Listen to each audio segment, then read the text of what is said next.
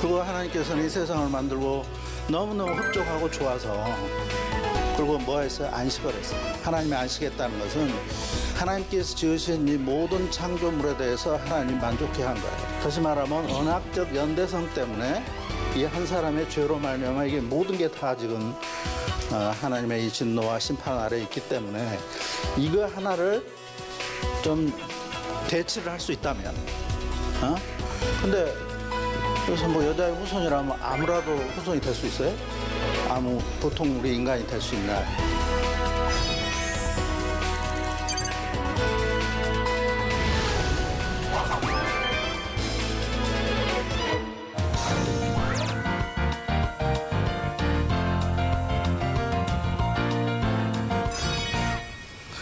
그 다음에 이제 이 대속에 있어서 이제 제사장이 필요하겠죠.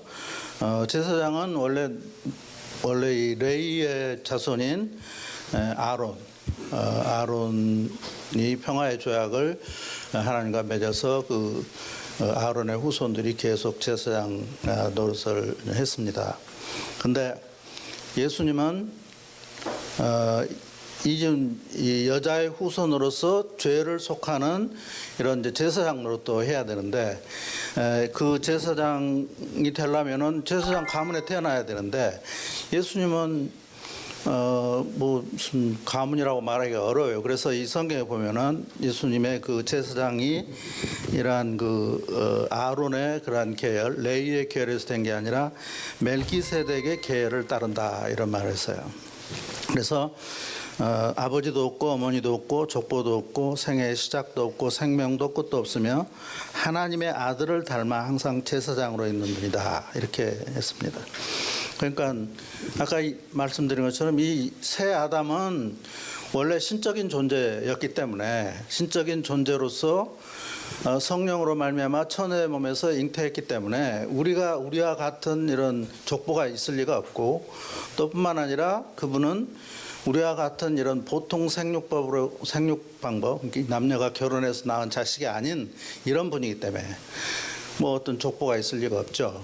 그래서 우리 성경에서는 이 마치 멜기세덱처럼 그 아브라함을 찾아왔던 그런 멜기세덱의 그 계열을 따른다 이렇게 지금 말하고 있고 또 이 멜기세덱은 아브라함보다 더 유대해서 이스라엘 사람들이 제일 위대한 사람이에요. 아브라함이겠죠. 근데 아브라함보다 더 유대해서 아브라함이 멜기세덱에게 11조를 드렸다. 그러니까 사실은 앞으로 오게 될 이 여자의 후손 이 새 아담은 아브라함보다 더 높고 위대한 분이다 하는 것을 좀 말해주고 있는 거고요. 또 이 예수님은 이제 창조 때부터 하나님과 함께 계신 분이기 때문에 이런 아론의 계열에 속한 제사장이 아니고 심지어 이 아브라함도 예배해야 될 그런 분이고 또 영원한 신성을 가지신 그런 하나님의 아들이시기 때문에 이 아담의 언약적 연대성에 들지 않는 유일하게 인간의 죄를 대속할 수 있는 이러한 대제사장이다 이렇게 이제 성경에서 가르치고 있습니다. 그다음에 이제 이 성전과 그다음에 제사장과 그다음에 제물의 역할을 바로 이 예수께서 이제 새 아담이 했다는 거죠. 성경은 여러 군데서 예수께서 죄가 없는 분이라는 것을 이제 말하고 있습니다. 히브리서 4장 같은 데 보면요. 뿐만 아니라 죄 없으신 예수께서 세상 죄를 지고 가는 그래서 하나님께 바쳐질 어린 양으로 오셨다는 것을 늘 성경에 증거하고 있고요. 또 예수님 자신도 이 세상에 오신 목적을 세상 죄를 지기 위한 이러한 이 속죄물로 자신을 바치기 위해서 이 세상에 오셨다 가르치고요. 이 마가복음 10장 45절 같은 데 보면 또 뿐만 아니라 심지어 이 성만찬 석상에서도 죽기 전에 예수께서 이 잔을 주시면서 이게 그 죄의 용서를 얻도록 많은 사람을 위하여 흘리는 나의 피다. 이렇게 해서 분명히 자기의 죽음이 이런 그 대속적인 이런 죽음이라는 것을 미리서 이렇게 말씀을 하고 있습니다. 또 뿐만 아니라 이사야서에서 보면은 예수께서는 지금 예수님 오시기 전에 한 700년 전인데요. 이때 이미 이사야서 53장에 보면은 바로 이 예수께서 세상 사람들의 그 죄를 대신해서 죽게 되는 이러한 모습을 그리고 있습니다. 그래서 이 히브리서 기자는 그러므로 그분은 새 언약의 중보자시니 이는 첫 언약 아래서 저지른 범죄들을 대속하기 위하여 죽음으로써 부르심을 받은 자들로 영원한 유업의 약속을 받게 하려는 것이다. 그래서 이 예수님이 새 아담으로서 다른 이 원래 처음 첫 아담과의 언약적 연대성 속에 들지 않는 이러한 그 새 아담으로서 가장 이 여자의 후손의 이 자격을 갖춘 그런 분이라는 것, 또 그런 분이 앞으로 오실 거라는 걸 구약 성경에서는 계속해서 쭉 이렇게 계시를 하고 또 선지자를 통해서 하나님께서 말씀을 주시고 또 실제 이제 복음서나 이런 데나 이 서신서에 보면은 바로 그 예수님이 바로 이런 조건에 맞는 분이라는 것을 누차 여러 가지 표현을 써서 이렇게 쓰고 있는 것을 볼 수 있습니다. 자, 그러면 이런 이제 속죄를 했으면 아까 말씀드린 것처럼 그 다음에 이제 예수께서 속죄자로 죄를 속하기 위해서 새 아담으로서의 속죄를 했다는 것을 이제 증명을 해 보여야 되는데 그 증명이 뭐라고 했어요? 이 부활이라고 했어요. 그래서 성경에는 이제 예수님의 부활, 죽고 이제 부활하신 이거에 대해서 강조를 많이 하고 있습니다. 물론 이 복음서에는 말할 것도 없고요. 바울이 고린도서 같은 데 보면은 바울이 고린도서를 쓸 그 당시만 해도 예수 그리스도의 부활을 눈으로 목격한 사람이 한 500명이나 지금도 살아있다 하는 이런 걸 보면은 예수님의 부활은 분명히 역사적인 사실이다 하는 것이 이제 보여지고 있고요. 근데 문제는 여기서 이 예수 그리스도의 부활이 주는 그런 의미가 어떤 것이냐 하는 것입니다. 첫째는 이 부활이라는 것은 지금까지는 도저히 뭐 있을 수 없는 일이었지만은 그러나 하나님께서 죽은 자를 살리셨다는 것.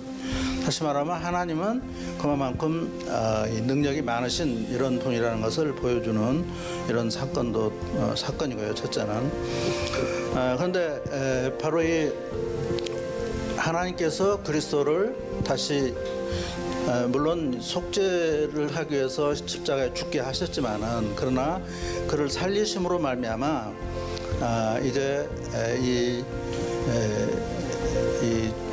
죄값을 다 치러졌다는 걸 보여준 거예요. 그러니까 죄로 말미암아 이 세상에 이런 하나님의 심판과 이 죽음, 사망이 이 땅에 들어오게 됐는데 이제 죄값이 치러졌기 때문에 이제는 이제 이 예수님도 살 수 있는 거고 또 예수님과 같이 이제 그 새로운 이러한 언약의 연대성 가운데 들어있는 모든 사람도 같이 이제 살게 되는 거겠죠. 그래서 이 세상은 이제 다시는 사단 마귀가 이 세상을 컨트롤하고 주관하는 이런 세상이 아니라 이제는 이러한 새로운 생명의 주 그리스도께서 이제 세상을 주관하는 이러한 세상이 됐다 하는 것을 보여주는 것입니다. 또한 뿐만 아니라 예수님을 다시 살리는 것은 하나님께서 예수님의 그러한 대속적인 죽음을 인정하고 그것을 만족하셨다는 거예요. 만일에 이 예수 그리스도의 속죄의 죽음이 이게 하나님의 그러한 공의와 정의를 충분히 만족시키지 못했다면 그건 예수님이 다시 살아날 수가 없는 거고 계속 죽음 가운데 머물러 있겠죠. 그러나 예수님의 그러한 죽음이 결국은 이러한 옛 아담의 모든 죄와 벌을 죄값을 충분히 치렀다. 또 하나님의 그 공의를 충분히 만족시켰다. 그렇기 때문에 이제는 하나님께서는 그걸 만족하게 여기고 이 예수님을 살리시는 것입니다. 그래서 이 하나님의 그러한 살리심으로 말미암은 죄값을 충분히 하나님께서 받으시고 만족했다 하는 것을 이제 보여주는 거고요. 그 다음에는 이제 하나님께서 그리스도를 다시 살리심으로 아까는 저기 보면은 이 아담과의 연대성 속에서 이 모든 사람이 살았는데 이제 새로운 연대성의 대표자로서 이제 이 새 아담이 들어가 서게 되고 이 안에 있는 사람은 사실은 이제 이것도 새로 그림을 그려야 되는데요. 새 아담이 여기 들어와서 이제 왕이 되시고 그래서 성경에서는 늘 이 부활하신 예수님을 너희들이 죽인 예수를 주와 그리스도가 되겠다, 주가 되겠다, 또는 왕이 되겠다 하는 이런 말을 계속 이야기하죠. 왕이 됐어요. 그리고 여기에 이제 하나님께서는 여기다가 이 새 아담을 중심으로 해서 새로운 이제 하나님 나라, 새 하늘과 새 땅을 이루시는 거예요. 그러면 이게 자동적으로 이게 다 되느냐? 그건 아니고 여기에 있던 이런 사람, 여기에 있는 이 모든 피조물들은 이제 새로운 왕을 맞이했기 때문에 일로 들어와야 되겠죠, 이 사람들이. 일로 들어오려면은 한 가지 중요한 게 있어요. 뭐냐면 바로 이 새 아담이 이제 아담을 대신한 새로운 왕이다 하는 것을 인정을 해야 되죠. 그럼 뭘로 인정을 해요? 믿음으로 하는 거죠.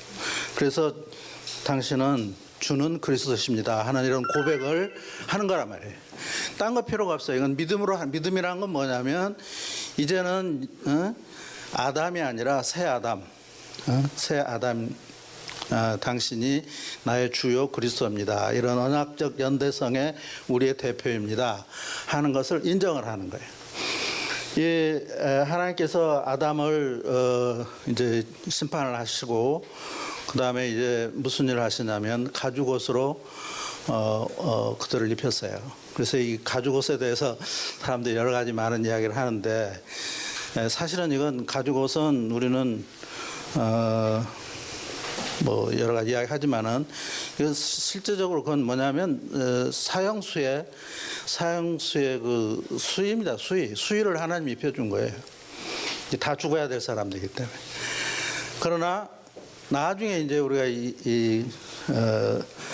서신서에 보면은 뭐라 그러죠? 너희들이 새 사람을 입으라. 그리스도로 옷을 입으라 하는 이런 말씀을 했습니다. 그래서 지금 이제는 우리가 이 안에 있던 이런 사형수들이 아니라 그리스도와 옴으로 말미암아 그리스도의 옷을 입은 이런 새로운 존재가 됐다는 것을 성경에서는 가르치고 있는 거죠. 그래서 이 안에 들어오는 방법은 이 안에 우리가 죄인이 됐을 때 사실 우리가 하는 게 아무것도 없어요. 단지 이 아담과의 연대성 때문에 우리가 죄인이 되고 죽음을 맞게 됐지만은 그러나 여기서도 마찬가지입니다. 우리가 하는 일은 없어요. 실질적으로 하는 일은 없고 단지 이 하나님께서 우리를 위해서 세우신 이 새 아담에게 나가서 이제는 당신이 내 왕이십니다. 주는 그리스도십니다 하는 이 고백을 하면 이제 여기 와서 어떻게 돼요? 이제 우리는 하나님 이 새 아담과의 언약적 연대성에 들어가서 이제 이 백성이 되는 거예요. 그래서 우리는 이제 우리 보면은 이때 이걸 위해서 우리가 뭘 합니까? 세례를 받죠. 이 세례라는 것은 다시 말하면 그리스도의 십자가의 그리스도의 죽음과 부활에 내가 연합을 하는 그 예식이 되겠죠. 이게 세례를 받음으로 말미암아 내가 이제 그리스도와 함께 죽고 부활했다. 그리스도의 하나의 몸의 지체가 됐다. 그러니까 지체가 됐다는 건 단순히 우리 교회의 일원이 됐다. 물론 이것도 돼요. 그런 말도 되지만은 그러나 좀 더 깊은 뜻은 뭐냐면 내가 이 세례를 받음으로 말미암아 그리스도의 죽음과 부활에 연합한 이런 존재가 되고 그의 이 그리스도를 머리로 하는 이러한 몸에 내가 하나의 지체가 됐다 하는 것을 이제 선언하는 것입니다. 세례라는 게. 그래 이제 이 안에 된 거예요. 이 안에 들어와서 우리가 이제 그리스도 안에서 영원한 이런 생명을 누리게 되는 것입니다. 이제 여기에 들어와 있는 이 사람들은 이제 이 새로운 새하늘과 새 땅에 이러한 새로운 백성들이 됐는데 그럼 이 안에 들어온 이걸로 우리가 만족을 하는가? 근데 사실은 이러한 모든 일을 여기 있는 사람이 여기 안에 들어와서 하나님의 백성이 되도록 하는 일은 사실은 누가 하냐면 성령이 하는 거예요. 이 성령이 하는 일은 그리스도께서 십자가를 통해서 이루어놓은 이 구원을 우리 개개인에게 적용하는, 나를 구원하게 하는 모든 일을 하는 이분이 누구냐면 성령이 하시는 거예요. 내가 이 안에 들어오고 싶다 해서 들어와지는 거 아니고 성령께서 나를 찾아와 주셔서 내 이 죽은 영혼을 깨쳐주시고 그래서 내가 여기에 있었구나, 내가 죄인이구나 하는 것을 깨닫게 하고 또 뿐만 아니라 나는 정말 나를 구원해 줄 구주가 필요하다 이런 필요성을 느끼고 그리고 이제 예수님 내 구주입니다, 내 그리스도입니다 하는 고백을 하게 되는 거죠. 이게 다 성령이 하시는 일이에요. 뿐만 아니라 이 안에서의 이 그리스도와 함께하는 이런 삶을 살도록 해주는 모든 일을 하는 게 바로 이 내 안에서 역사하시는 그러한 이제 성령의 역사라고 할 수가 있어요. 그러면 우리는 그냥 이런 성령의 역사로 말미암아 이 안에 있기만 하면 되냐? 그것도 물론 중요한 일이지만 더 또 중요한 일이 있어요. 하나님이 여기서 지금 뭘 했어요? 새하늘과 새 땅을 만들었어요. 그리고 하나님의 궁극적인 목적은 뭐냐면은 이 하나님이 만드신 이 모든 세상이 다시 회복이 되는 거예요. 근데 어떻게 회복이 되냐면 우리 성경을 보면은 앞으로 하나님이 구원하실 이러한 구원의 그 비전을 보여주시는데 그게 뭐냐면 물이 이사야서 보면 물이 바다를 덮은 같이 여호와라는 지식이 온 땅에 충만한 이런 세상. 여호와라는 지식이 온 땅에 충만한 이런 세상을 하나님이 만들고 싶은 거예요. 근데 여호와를 아는 지식이라는 건 하나님의 말씀이겠죠. 그래서 이 말일에는 모든 사람들이 여호와의 전을 향하여서 올라가면서 하는 말이 우리가 여호와의 전에 가자. 여호와의 말씀과 여호와의 율법이 저 성전에서 또 나올 것이다. 그래서 그 말씀을 받으러 올라가는 이런 그 환상, 이러한 비전을 보여주고 있습니다. 그리고 이제 예수께서는 이런 일을 위해서 사실은요, 또 한편에 보면 물론 우리의 속죄를 위해서 오시기도 했지만 또 한편으로는 이 지금 이 새로운 나라를 이루시는데 뭘로 이루냐면 말씀을 통해서 이루기 위해서 말씀이 육신이 되신 거예요. 그리고 이 땅에서 말씀 가르치는 일을 하셨어요. 그리고 이제 하늘에 올라가시기 전에 그 제자들을 불러놓고 너희들은 이제 가서 이 세상 가서 뭘 하라고 하죠? 세례를 주고 그 다음에 아버지와 아들과 성령의 이름 세례를 주고 내가 분부한 모든 것을 지키도록 가르쳐라. 가르쳐 지키게 하라. 근데 그 순서가 좀 틀린 것 같아요. 지키도록 가르쳐라. 이게 원래 원문의 뜻입니다. 지키도록 가르치라고 가르쳐 지키라라는 이건 조금 좀 의미가 좀 다르다고 생각이 되는데 그래서 이들을 가르쳐서 결국은 이 세상에 있는 모든 사람들을 가르쳐서 물이 바다를 덮은 같이 여호와를 아는 지식이 온 땅에 충만한 그게 결국 어떻게 됩니까? 그래서 이제 이 땅에 진정한 평화 이사야에서 보면은 어떤 평화냐면 이 사자나 곰이나 일이나 혹은 양이나 염소 또 아이나 뱀 이것들이 다 함께 그냥 어울려서 사는 이게 뭐 진짜 그대로 된다는 건 아니고 도저히 서로 함께 앉아서 살 수가 없는 이런 존재들이 그들이 가진 그런 그 태생적인 이런 적대감을 다 버리고 함께 사는 이런 세상을 이제 만드신다는 거예요. 이 일을 위해서 우리가 뭘 해야 되냐?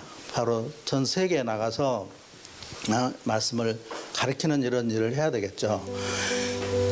우리가 전 세계에 나가서 말씀을 가르치려면 그냥 내가 말씀을 가르친다 해야 되는 게 아니고 우리에게 하나님께서 우리에게 말씀을 가르칠 수 있는 말씀과 또 말씀을 가르칠 수 있는 그런 이 오소리티 이런 권위와 또 파워를 주셔야 되겠죠. 그래서 이 제자들에게 뭐라 하라고 했어요? 성령 세례를 받으라고 했어요. 그 이제 성령 세례라는 것은 우리가 중생할 때 받는 성령하고는 달라요. 아까 이야기한 것처럼 우리가 처음 예수를 믿을 때 받는 성령은 우리가 인셉션이라는 말을 쓰는데 마치 어린애가 어머니 뱃속에 있을 때 처음 그 무슨 말을 씁니까? 착상이라는 말을 하나요? 그와 마찬가지로 그때가 바로 이제 중생 이제 성령의 역사가 처음 시작하는 때고 이 성령 세례라는 것은 이미 예수를 믿고 사는 사람들에게 너희들은 앞으로 나가서 하나님의 복음을 전개해라 해서 하나의 선지자로나 혹은 제자를 양성하는 그러한 스승으로서의 인증을 말합니다. 인증을 해주는 하나의 위임식이라고 볼 수 있어요. 그러니까 성령 세례는 내가 예수님의 선지자나 혹은 예수님의 제자로서 나가서 말씀을 전하는 이런 하나의 그 사람으로서 제자로서의 이러한 신적인 이러한 인증이라고 볼 수 있는데 그러면 우리가 언제 이런 세례를 받았냐? 성령 세례를 언제 받았냐? 어떤 사람은 뭐 여러 가지 이야기를 많이 하는데 지금 시간이 없어서 다 말할 수는 없고요. 우리가 물세례를 받을 때 성령 세례를 받은 거예요.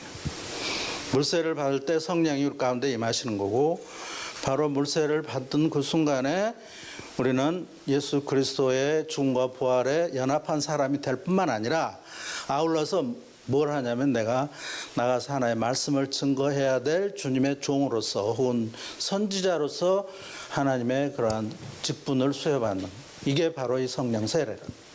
그러면 이러한 복잡한 과정을 거쳐서 하나님이 다 이렇게 우리 구원을 이루어놨는데 이 구원을 이 안에 들어온 새로운 하나님 나라에 들어온 우리가 해야 될 일이 뭐냐?